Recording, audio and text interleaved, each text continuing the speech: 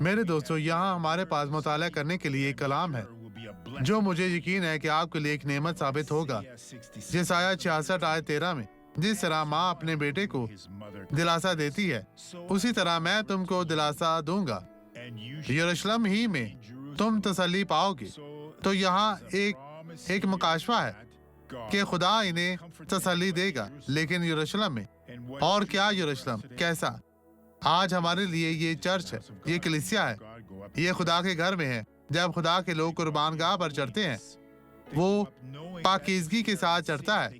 وہ یہ جانتے ہوئے بھی چڑھتا ہے کہ اگر وہ گناہ میں ہے تو اسے مارا جا سکتا ہے، لیکن وہ اس برائی کو مارنے کے لیے آگ کی طرح چڑھتا ہے۔ اس کی زندگی میں چرچ میں شرکت کریں، ان میں کثرت سے جائیں، ایک وفادار بھیڑ نہیں، ایک بھیڑ ایسی وفادار بھیڑ بنے۔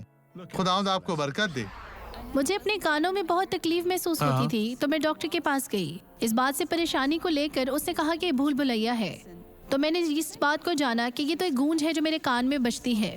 انہوں نے کہا کہ نہیں، اب یہ بالکل بہتر ہے، خدا کا شکر ہے، اب یہ چلی اور گئی۔ یہ ختم ہوئی گونج۔